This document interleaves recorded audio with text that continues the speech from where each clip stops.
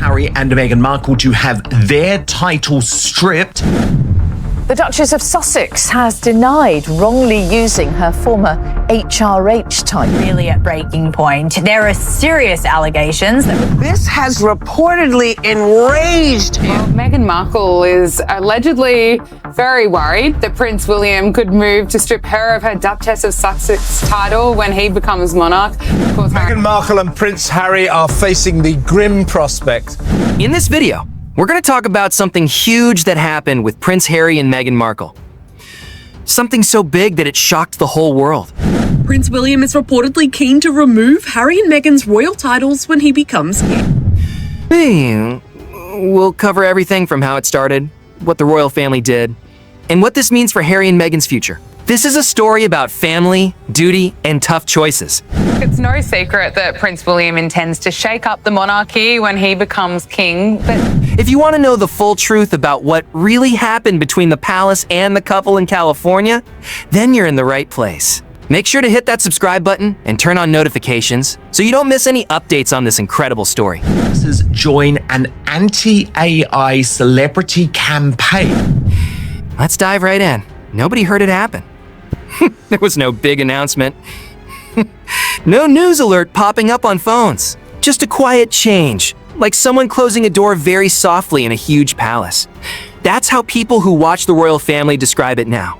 The day everything went silent. Not the kind of quiet when someone stops talking for a moment.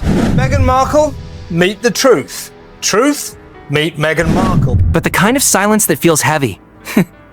It makes you ask questions nobody can answer. Something changed somewhere, but nobody could say exactly what it was. At first, it was just one person talking about it online. Someone took a screenshot and shared it. Be quiet and focus on your family, your life. A royal website had suddenly changed. The titles Duke and Duchess of Sussex were gone. In their place were just two simple names. No fancy words, no explanation, just gone. Harry agreed with Buckingham Palace to stop using the titles when they stepped down from royal duties. Within a few hours, the rumors spread everywhere like morning mist. Has the king really done it? One news reporter asked, his voice shaking between shock and curiosity. Inside the palace, lights stayed on very late at night. Don't we? We know from contemporaneous evidence in terms of Harry and Meghan that that's what they might say to get through the storm. People who worked there walked around quietly, their faces showing nothing. All across London, news reporters waited in the cold, watching for any sign. A car leaving, someone looking out a window. Anything that might prove what nobody dared to write without being sure. Meghan and Harry were off on their gallivanting, we want privacy tour. Phone lines to Buckingham Palace had no answers. Nobody picked up. And far away in Montecito, California, that same heavy silence seemed to arrive like wind blowing from across the ocean. Workers at a sunny house checked their phones. It's again, playing the victim card, lashing out at all those horrible lies that... Their faces changed all at once. One person who was there said that Meghan didn't speak for several minutes. She just stared at her screen, then turned it upside down on the table. The newspapers called it the ghost announcement. But people who follow the royal family closely asked a more scary question. If nobody says something out loud, does it still count as real? Because sometimes in the royal family, history doesn't make loud noises. It whispers. And every whisper. Harry and Meghan pulling all this in now, it's just making things more chaotic. No matter how small, carries the weight of a crown. So here's a question for you. Do you think silence can be more powerful than words? Think about it as we continue this story. To understand how these deleted titles became the biggest news in the monarchy. It would deal with Beatrice and Eugenie. It would deal with Meghan and Harry. We need to look at the cracks that had been forming for a long time behind the fancy walls of royal life. It started as a beautiful promise. And I just want William to really make the decisions that he needs. A marriage that was supposed to make the crown modern and fresh. When Prince Harry married Meghan Markle, the whole world celebrated. It was a royal story perfect for today's time, A prince choosing love over old rules. A duchess who spoke with warmth and strong beliefs. Titles. I mean, make the hard decisions. That's what you are there to do. I mean, I don't understand how you can be in such a high position. For a short, beautiful moment, the monarchy looked brand new and reborn. and reborn. But fairy tales disappear fastest under camera flashes. By the time the couple stepped back from being working royals, monarchy. However, this recent decision to strip Prince Andrew. The dream had become brittle like old glass. Their search for privacy turned into a worldwide show. The Oprah interview in 2021 broke through centuries of royal secrets. It painted the royal family as cold and unfeeling. Netflix followed with their documentary in 2022. He's with the tech giants. And so Harry and Meghan, and this is from the AP, so let me just take you through it because it's a little bit complicated, but Prince Harry and Meghan. Then came Spare, Harry's book that opened up the family's private world in 2023. For the palace, those pages weren't just confessions. They felt like declarations of war. While Harry and Meghan built a new empire across the Atlantic with podcasts, business deals, and documentaries, the monarchy made its circle tighter. King Charles, newly crowned and already thinking about his legacy, preferred quiet patience over fighting back. William, the future king, took a harder position. One day it could be this easy to take away Harry and Meghan's titles. Protect the institution. People inside the palace whispered that this became his quiet mission. Harry's battles with the British press made the gap between them even bigger. His lawsuit against the Mirror Group, which he won in 2023. Rumor mill is buzzing after Meghan Markle sent a gift to a friend using her former title, Her Royal Highness. Felt like a personal victory, but a family wound. The court decision confirmed that his privacy had been invaded. But it also reminded the world that his fight was now happening outside the palace walls. And as Harry talked about justice, others in the family talked about being tired. Meanwhile, Meghan tried to rebuild who she was, reshaping herself not as a duchess, but as a lifestyle personality. A voice for helping people feel stronger. Movie or something. So if that's stripped, if she loses her title, and indeed if Prince Harry does as well, they become ordinary celebrities. And when I mean her series with Netflix promised healing and being real. But critics saw only someone trying to recreate themselves with fancy polish. The harder she tried to move forward, the louder the royal past seemed to follow her. By the start of autumn, the world had gotten used to the distance. Two kingdoms of silence, one in London, one in California. But silence in royal life rarely lasts without a reason. Sourced and less well connected than their celebrity chums like Oprah. Behind the locked gates of official houses, helpers were already writing words nobody wanted to read out loud, because even in a family that never speaks directly, someone was getting ready to speak through actions. What do you think hurts more? Rose here. I find it a little bit cringe to give a gift to a close friend and sign it Her Royal Highness, but I find it way cringier and just very, very petty that Prince William is reportedly just waiting to take the throne. Words that are said, or words that are never spoken. Keep that in mind as we move forward. It started with what looked like a computer mistake. Or at least... Harry stepped away from the royal roles in 2020.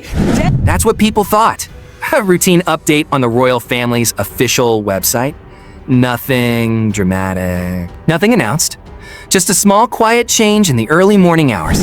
Prince William, who wants to officially strip their behinds. People who watch royal news very carefully noticed it first. Harry and Meghan's profiles had moved down the page.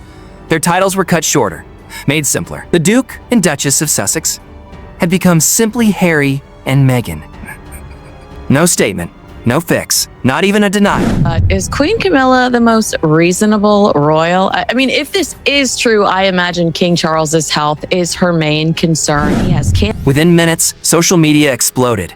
Theories spread like wildfire. Had the king finally acted? Was this the first step toward removing their titles completely? British morning shows turned the question into a game. See them stripped of their titles. Everyone was guessing. One person called it digital diplomacy. Another called it the monarchy's most delicate surgery. Inside the palace, nobody said a word. Once he becomes king, across the board, he's going to strip everyone that's not a working member of the royal family. The press office kept its famous stillness, the kind that only made people guess more. Behind closed doors, important palace workers reviewed every headline, every post, every rumor. The king's communications director reportedly said, "The less we speak, the longer they'll listen." And he was right. Every hour of silence drew more attention. But to people who understood the royal family, the change felt planned. The royal household rarely moves without intention. A shift in web order, a small change of words. These were not mistakes. They were signals. And in the monarchy, signals say a lot. Meanwhile, across the ocean, Montecito woke up to chaos. Harry and Meghan's team rushed to check if the change was real. Phones ringing, emails flying everywhere. It's not confirmed, one helper said nervously. But everyone's asking what we'll say. Meghan, according to someone who knows the family, stared at her laptop for a long time. Then she closed it and said quietly, "They're testing the water." For Harry, it was more than just public relations. It was personal. He'd spent years trying to balance his loyalty to his family with his duty to his wife. His independence, his sense of what's right. The titles, no matter how symbolic, were his last connection to the institution he both loved and hated. If they disappeared, it wouldn't just be about honor. It would be the final erasing of his royal identity. In London, whispers grew and multiplied. Some royal reporters guessed that the king had already signed a private order months earlier. A special letter quietly prepared and waiting. Others said it was too early to believe. Still, one truth couldn't be denied. The monarchy was thinking again about its image, and Harry and Meghan no longer fit the picture of modern unity that Charles wanted to show. Then came the pattern that made even doubters uncomfortable. Each time the couple's public appearances caused controversy. A misunderstood comment, a project that didn't do well, an awkward press photo. Small shifts followed on the palace's digital pages. It's the crown's way of redrawing the map, a royal editor explained. Not with official orders, but with placement. That same week, an important royal helper reportedly talked to journalists secretly. No decision has been made about titles. The words only made more people guess. If no decision had been made, it meant one was being talked about. By the weekend, American talk shows picked up the story. In Los Angeles, entertainment networks debated whether the couple's brand could survive without royal connection. In London, the question was sharper. Not if, but when. One writer said, "A monarchy cannot exist half in and half out. Eventually, the line must be drawn." And as luck would have it, the timing of the rumor matched with the royal calendar's most serious week. The approach of the Festival of Remembrance, the King, Queen Camilla, and Prince William and Princess Catherine were set to attend at the Royal Albert Hall. The event, filled with military honor and quiet grace, would mark the king's first major public appearance since his health break. For the palace, it was a chance to change the story from guessing to service. For the media, it was a chance to look for signs. Would Charles mention his younger son in any way? Would Meghan's absence show up in small symbols? A seating change? A missing mention? A photograph cropped too tightly? As the date of the festival got closer, tension crackled through royal circles like electricity before a storm. The newspapers called it the calm before the royal reckoning. But to people closest to the family, it felt more like the moment before a crown adjusts its weight. Silently, but with purpose. Something had shifted, and everyone from palace guards to late-night show hosts could feel it. Here's something to think about. Can a family truly heal when they refuse to talk? Drop your thoughts in the comments below. While the internet guest and morning talk shows argued, the palace turned its attention to something it valued far more than noise. Remembrance. The Festival of Remembrance was always a sacred evening in Britain's royal calendar. But this year, it carried unusual weight. King Charles had spent months recovering quietly from his earlier health treatments. Queen Camilla had taken on the burden of public duties. Now, on the night before the event, every headline about titles crashed into the very image of royal duty. That night, the Royal Albert Hall glowed like a jewel under London's fog. Red uniforms, serious hymns, and a sea of red poppies covered the stage, each flower representing a life once lost to war. The king arrived hand in hand with Camilla. His face looked calm but clearly tired. For people watching, it wasn't only about remembering soldiers. It was also about the steady strength of a man who had chosen patience over drama. And beside him, every member of the senior royal family stood like a painting of unity. Prince William, serious and steady. Princess Catherine, peaceful and glowing in black silk. Even young Prince George attending the event for the first time, watching the ceremony with wide, careful eyes. It was a moment full of meaning. Full of meaning. The monarchy presenting a family whole, dignified focused on service. But absence tells its own story. There was no seat saved for the Duke and Duchess of Sussex, not even symbolically. No mention, no photograph, no recognition in the evening's program. To the trained eye, that absence spoke louder than words. Reporters outside described the crowd's silence as almost worshipful when the king stood to give his tribute. His speech, brief and steady, honored the generations who had served the nation, and it ended with one sentence that took breath from the room. Sometimes the greatest courage is not in battle, but in choosing duty over noise. That single line was understood in many ways. Some heard it as a universal message about service and sacrifice. Others read it as a quiet echo, a coded message about the storm swirling around his younger son and daughter-in-law. In Montecito, the televised broadcast played at midday. Meghan's team reportedly gathered in the kitchen to watch, expecting at least a quick mention. There was none. Instead, the camera stayed on Charles's face, his gaze distant but calm. According to one American journalist close to the couple, that was the moment Meghan realized the door wasn't just closed. It had been locked from the inside. Yet the silence didn't end there. In Hollywood circles, the rumor of title removal became the newest celebrity gossip. Studios began to whisper about what it would mean for future deals. Without the Sussex titles, one producer told a magazine, "They're still famous, but not royal, and that changes the game." And for Meghan, who had spent years balancing helping others and building a brand, the small change felt like an earthquake. But in the UK, the public mood was shifting in another direction completely. The festival reminded British people of the monarchy's strength. News people praised the king's unshakable discipline, comparing it with the California chaos filling foreign newspapers. A poll published days later showed an increase in Charles's approval. 64%. While interest in Harry and Meghan's projects had dropped to its lowest since 2020. Inside palace walls, helpers were quietly pleased. The king said nothing, and the silence spoke for him.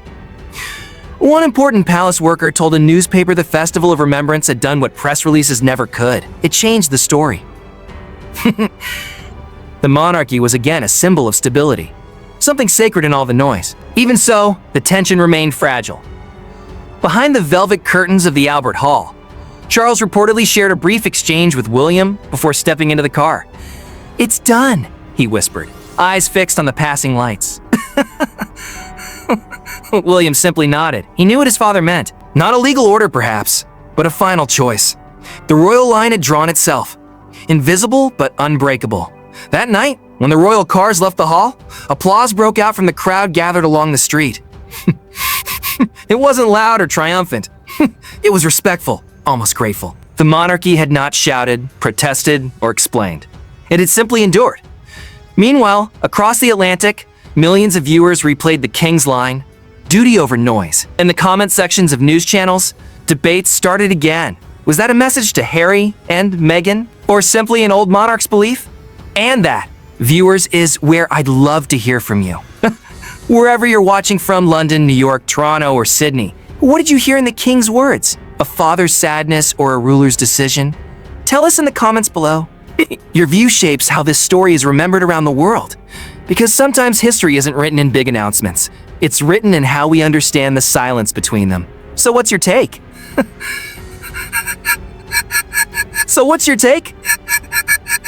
Was the king being a strong leader or a distant father? When the Royal Albert Hall emptied that night, the headlines were already being written. King Charles sends a message in silence. No more Sussex mentions. And most shockingly, the palace has moved on. In Britain, news people called it a masterclass in control. Across the Atlantic, however, the tone was darker. American talk shows examined every look, every word from the king's speech, debating whether leaving out Harry and Meghan was planned or cruel. By morning in California, the couple's names were trending again. Not as Duke and Duchess, but simply Harry and Meghan. For the palace, the series of events wasn't coincidence. In royal terms, it was carefully staged and quietly done. According to one source close to royal staff, discussions about how to redefine official references to Harry and Meghan had been happening for months. What started as a review of royal duties had become something more symbolic. And so when those small website changes appeared days before the Festival of Remembrance, it wasn't an accident. It was preparation. The king had approved the move weeks earlier. It's not punishment, one advisor reportedly told someone. It's protection. The monarchy must move forward cleanly. But in Montecito, the atmosphere was far from calm. Meghan's team held a late-night meeting. The kind her staff now called crisis sessions. Emails poured in from advisors and brand experts. Should they respond? Ignore it? Lean into their personal brand and distance from the crown completely? One advisor pushed her to speak out. Another warned that any reaction would look defensive. Harry, walking in the garden, said little. A friend of the couple later told a newspaper he looked more hurt than angry. He told someone, "They could have just called me." That same weekend, a small article appeared in a Sunday newspaper. Buried on page 3 of the royal section, it quoted an unnamed palace helper saying, "The king believes in drawing clear lines between duty and independence." It wasn't a headline, but it was enough.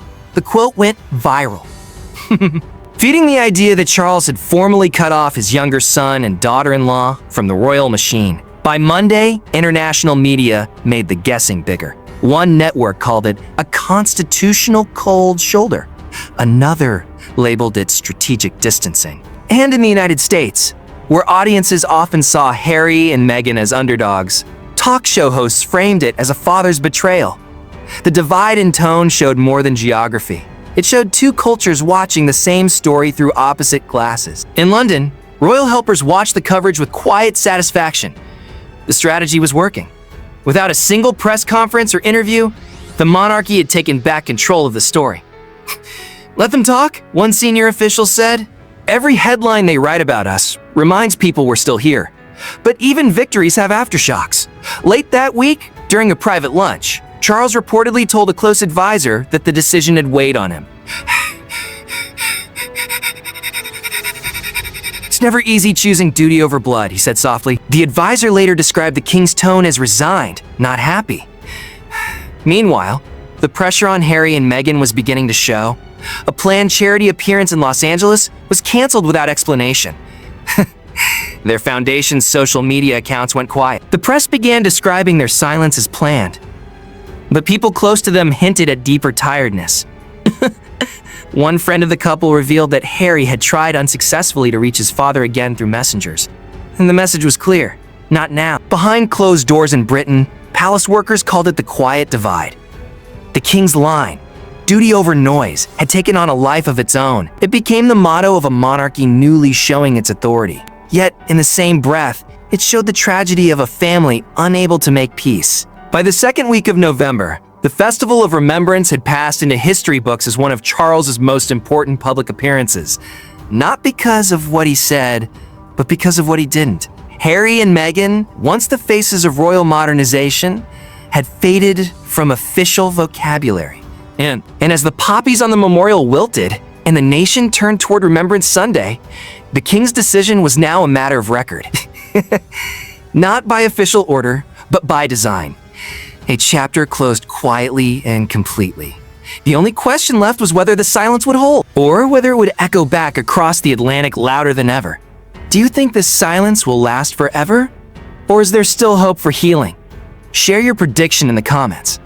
In the days following the Festival of Remembrance, Britain breathed out. The week that began with whispers ended with a kind of uneasy calm.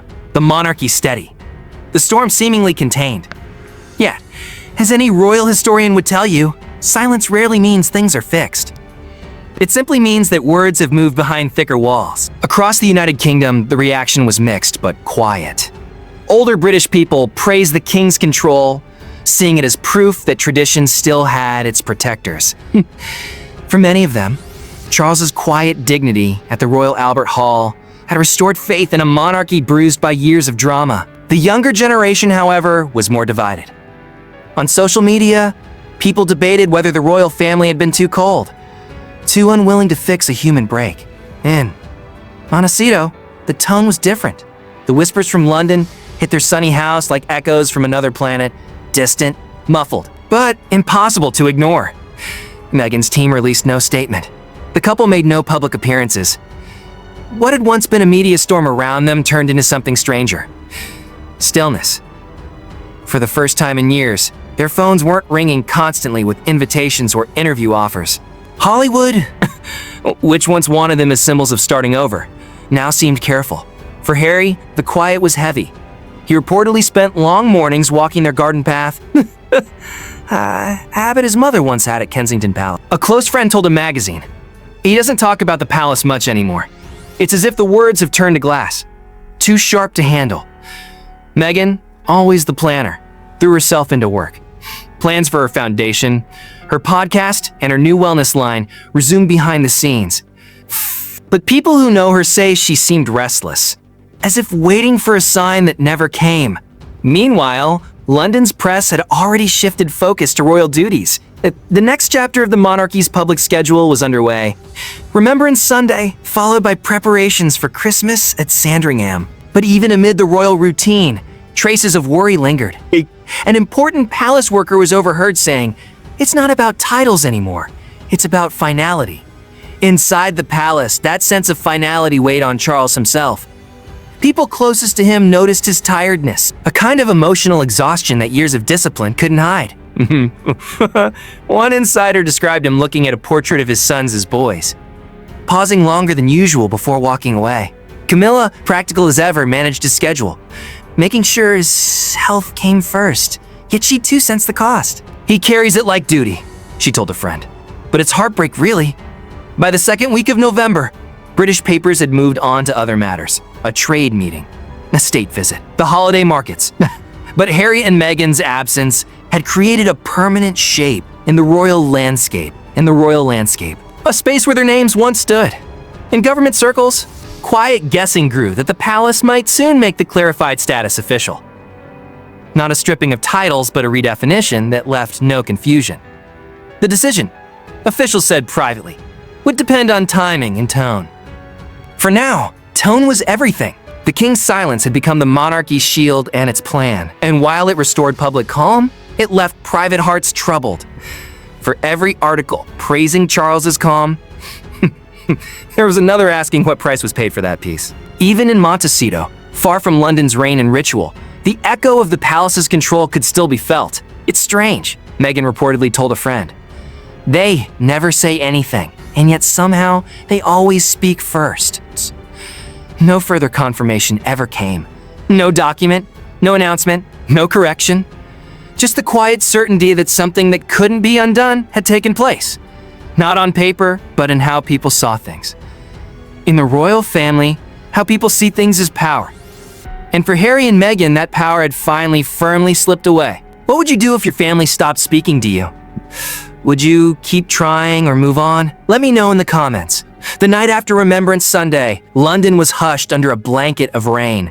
The poppies that had bloomed so brightly across the capital now lay flattened against the ground. So, their color faded but their meaning unchanged. Inside Buckingham Palace, the lights in the king's private study glowed past midnight.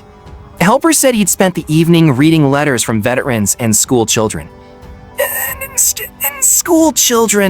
Notes of thanks for his steady presence during the remembrance ceremonies. None mentioned Harry and Meghan. Yet that absence, like so many in royal life, said enough. Across the world in California, the scene was nearly opposite. A golden sunset spilling through the windows of Montecito.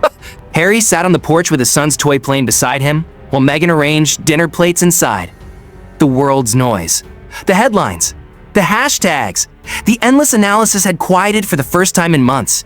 The silence between the two continents felt almost peaceful. In that stillness lies the real lesson of this story, one that goes far beyond crowns, palaces, or titles. It's about the fragile distance between family and pride, between truth and how things look. Every family, royal or not, has its splits. Words said too sharply, calls never returned, love buried under duty. The royal family simply lives theirs on a stage too big to hide from the light. King Charles chose silence because sometimes words make worse what time might heal. Harry and Meghan chose speaking out, believing that telling the truth could set them free. Both choices in their own way carry a price. Silence can protect, but it can also separate. Honesty can free, but it can also hurt. The balance between the two? That's the real challenge. Not just for royalty, but for all of us. Watching this story happen, one can't help but wonder, are we as people drawn to the drama of other people's pain because it takes our mind off our own?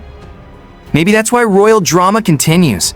It mirrors the struggles we face quietly, between generations, between forgiveness and pride, between saying too much and saying nothing at all. From my view, this isn't only a royal lesson, it's a human one. Making peace isn't born from who wins the argument. It begins when someone finally listens. Perhaps that's why the king's words during the Festival of Remembrance still ring out. Sometimes courage means choosing duty over noise. But maybe someday courage will mean choosing love over silence. So as the rain falls over London and the sun sets on California, the question stays, will there ever be another bridge between them? Or is this the final chapter of a story that began with a wedding full of hope and ended with two worlds that no longer speak? Whatever the answer, this moment will stand as one of the most deep in modern royal history. Not because of scandal or drama, but because it reminds us of a truth as old as family itself. Forgiveness is harder than pride, but it's the only thing that lasts.